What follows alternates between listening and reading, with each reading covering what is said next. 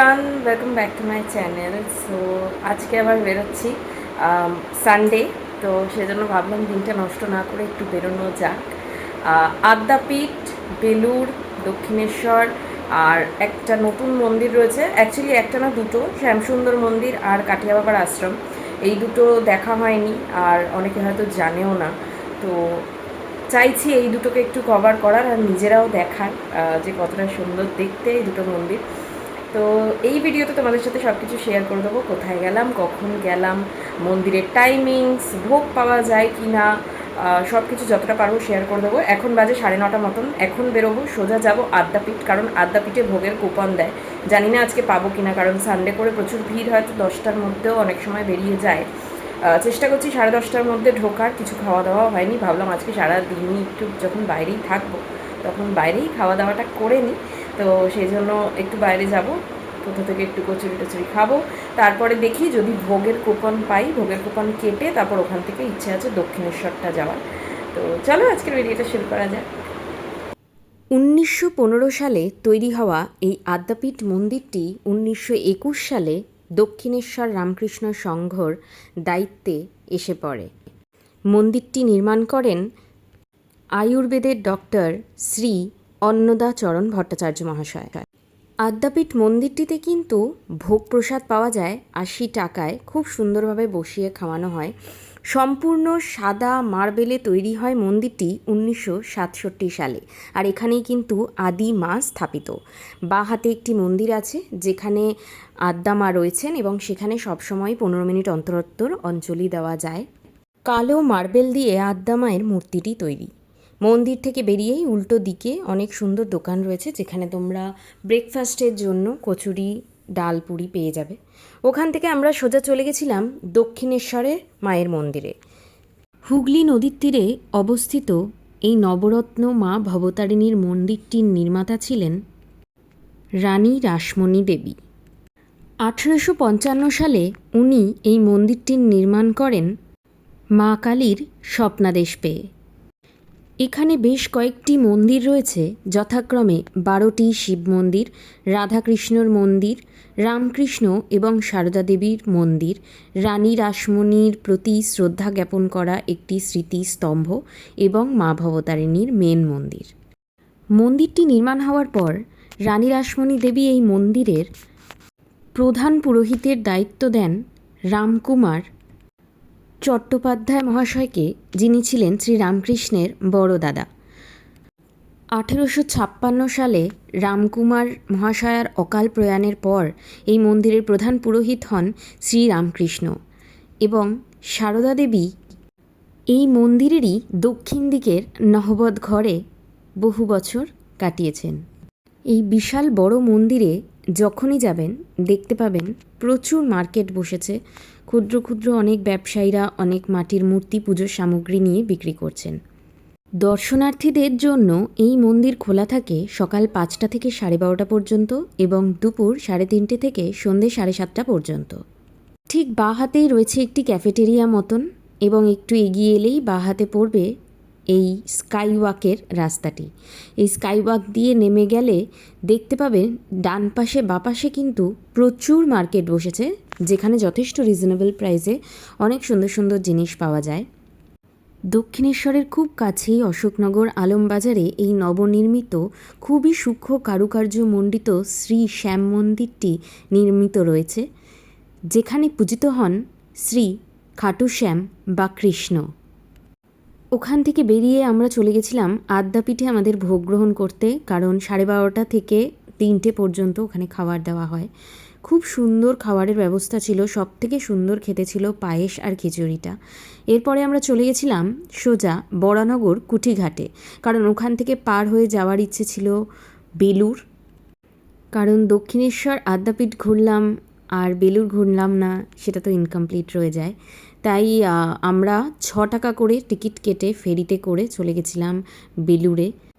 1897 সালে স্বামী বিবেকানন্দ এই বেলুড় মঠ বা রামকৃষ্ণ মঠটির প্রতিষ্ঠা করেন। এই মূল বড় মন্দিরটির প্রতিষ্ঠাতা 1938 সালে স্বামী বিবেকানন্দের একজন ছাত্র হেলেন রুবেল। এইখানে একটি সংগ্রহালয়ও রয়েছে, যেটি সকাল 8:30 থেকে 11:30 এবং বিকেল 4টে থেকে 6টা পর্যন্ত খোলা থাকে।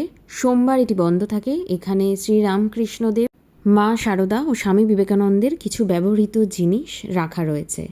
গঙ্গার পাড়ে কিছুক্ষণ বসে আমরা চলে গেছিলাম আড়িয়াদহের নবনির্মিত কাঠিয়া বাবা আশ্রম পরিদর্শন করতে, যা বিকেল 5টা থেকে সন্ধ্যে 7:30 পর্যন্তই দর্শনার্থীদের জন্যে খোলা থাকে। এই সুবিশাল গেটের বাইরের দিকে লক্ষ্য করলে দেখা যাবে দুদিকে বিষ্ণুর দুটো মূর্তি রয়েছে। একদম ওপরে বিষ্ণুর চরণ সেবা এবং বাঁদিকে গরুড় ও ডান দিকে শ্রী বজরংবলীর একটি মূর্তি।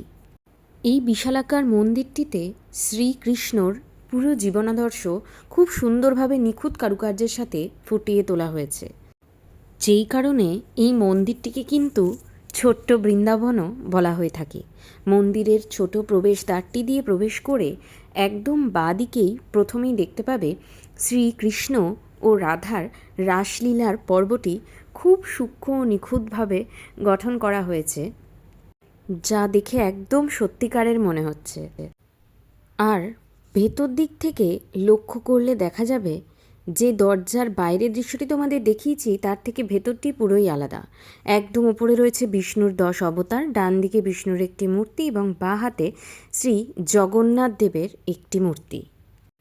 তার ঠিক নিচেই রয়েছে একটি শিবলিঙ্গ এবং ডান হাতে রয়েছে শ্রীকৃষ্ণর মূর্তি। ডান দিকে লক্ষ্য করলে দেখা যাবে শ্রী শ্রী গুরু পরম্পরার একটি মন্দির, যা গুরু শ্রী ধনঞ্জয় দাসের পূর্বপুরুষদের তুলে ধরা হয়েছে। একে একে বাঁদিকের রাস্তা ধরে হেঁটে গেলে দেখা যাবে এখানে শ্রীরামকৃষ্ণের পুরো জীবনাদর্শন খুব সুন্দর করে ফুটিয়ে তোলা হয়েছে। তার পৃথিবীতে আগমন এবং অভিষেক লীলা, তার বাবা বাসুদেবের তাকে নিয়ে গোকুলে প্রস্থান করা এবং সেই যাত্রায় আবির্ভাব হওয়া শেষ নাগ, শকটাসুর ও পুতনা বধ লীলা, শ্রীকৃষ্ণ এবং বলরামের নামকরণ ও তৃণাবর্ত বধ লীলা এবং ননি চুরি করে খাওয়ার গল্প তো সবাই জানে। খুব সুন্দর করে সেটি ফুটিয়ে তোলা হয়েছে। আর তারপর যখন মা মুখের ভেতর বিশ্ব ব্রহ্মাণ্ড দেখতে পান, সেই দৃশ্যটাও খুব সুন্দর করে ফুটিয়ে তোলা হয়েছে এখানে।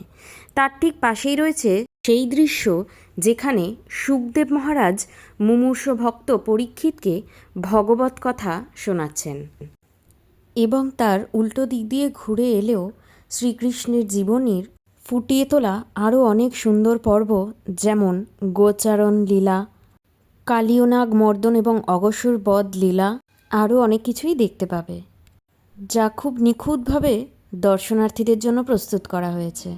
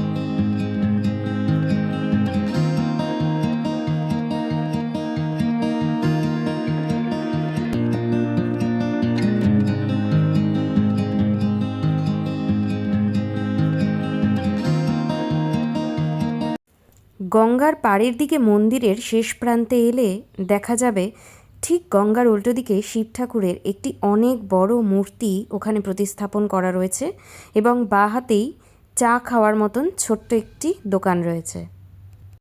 সেখান থেকে একটু এগিয়ে এসে ডান হাতে গেলেই দেখা যাবে শ্রী বিষ্ণুর সপ্তম অবতার শ্রীরামচন্দ্রের জীবনীর কিছু মুহূর্ত এখানে কিন্তু খুব সুন্দরভাবে ফুটিয়ে তোলা হয়েছে।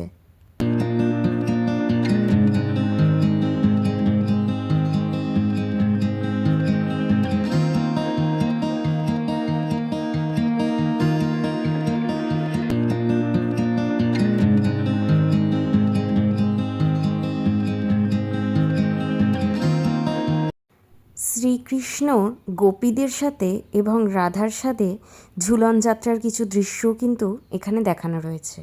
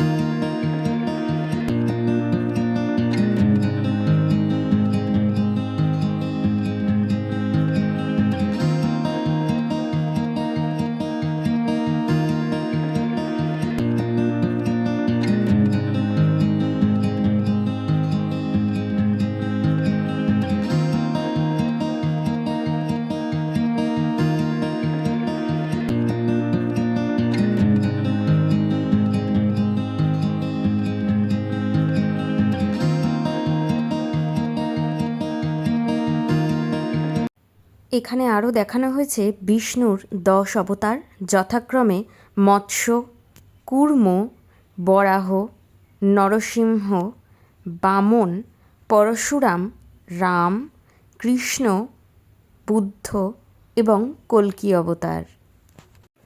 এবং ঠিক তার উল্টো দিকেই রয়েছে কয়েকটি নাগা সাধু সন্ন্যাসীর অনেক বিশালাকার মূর্তি। তার ঠিক পাশেই রয়েছে বজরংবলী, গণেশ এবং মা বৈষ্ণোদেবীর সুবিশাল মূর্তি।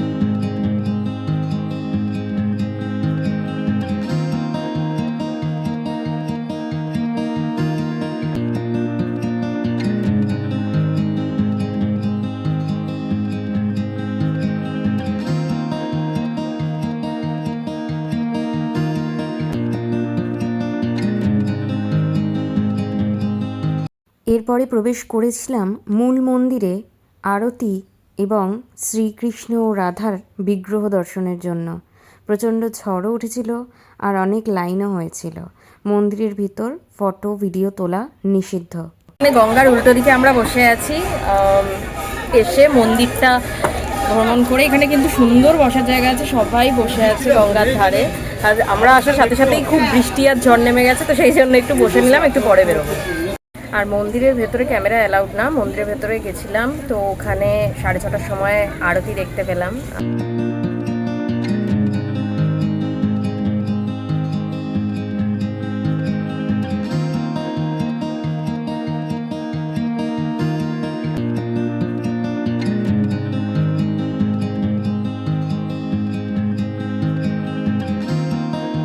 মন্দিরের পিছন দিকে সবথেকে সুন্দরভাবে ফুটিয়ে তোলা আমার মনে হয়েছিল এই সমুদ্র মন্থনের দৃশ্যটি, যেখানে যে 14টি রত্ন সমুদ্র মন্থনের সময় উঠে এসেছিল সেইগুলিও খুব সুন্দর করে নিখুঁত কারুকার্যের সাথে ফুটিয়ে তোলা হয়েছে। এবং বেরোনোর সময় চোখে পড়ল এই গোবর্ধন পর্বত হাতে তুলে দাঁড়িয়ে থাকা শ্রীকৃষ্ণের মূর্তিটি। ফেরার সময় পূর্ণিমার চাঁদটা খুব সুন্দর লাগছিল। আমরা ওখান থেকে চলে গেছিলাম আমাদের ফেভারিট দোকান মাম্মা মাহি স্টোরি। তো ফাইনালি ঘুরে সারাদিনের জার্নি করে কাটিয়া বাবা আশ্রম হয়ে বাড়ি চলে এসেছি। মানে কাটিয়া বাবার আশ্রমটা এত সুন্দর, আশা করি মানে ভিডিওতে তোমাদের সাথে যা শেয়ার করেছি তাতে জাস্টিফাই করা যায় না, হয়তো এতটাই সুন্দর। তো বাড়ি এসছি ধোসা নিয়ে, কারণ সারাদিন তো বাইরে ছিলাম, রান্নাবান্না কিছুই হয়নি। সকালবেলা হিঙের কচুরি খেয়েছিলাম, বাট পেটটা সত্যি খুব ভরা ছিল, কারণ আদ্যাপীঠের ভোগটা লাঞ্চে এত সুন্দর ছিল, প্লাস পেটটা পুরো ভরে গেছিলো। তো এখন ধোসা নিয়ে এসেছি, আমাদের দুজনেরই ফেভারিট বাটার মশালা ধোসা, আর আমাদের ফেভারিট শপ থেকে। তো আদ্যাপীঠ আর বেলুড় থেকেও আমরা কিছু জিনিস কিনেছি। কী কী কিনেছি তোমাদের সাথে শেয়ার করে দিচ্ছি।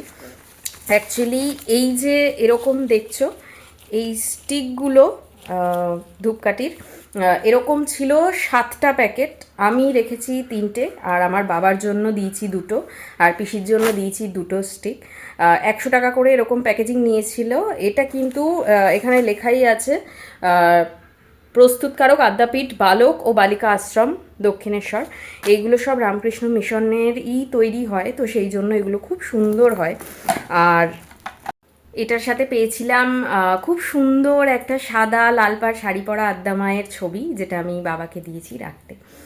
আর এই ছবিটা, এই সুন্দর আদ্যা মায়ের ছবিটা আমি নিয়ে এসেছি আমার বাড়ির জন্য, কারণ আমার কালী ঠাকুর দেখতে ভীষণ ভালো লাগে। আর আমার কাছে মা ভবতারিণীরও মূর্তি রয়েছে দক্ষিণেশ্বর থেকে কেনা, তো আমার ইচ্ছে ছিল আদ্যাপীঠেরও একটা থাকুক, আমার কাছে মা তারারও মূর্তি রয়েছে, তো সেই জন্য এটা নিয়েছি। এটা কিন্তু বেশি দাম নেয়নি, মাত্র 20 টাকা নিয়েছি, কিন্তু ফটোটা দেখো কি সুন্দর লাল বেনারসি পরা মা।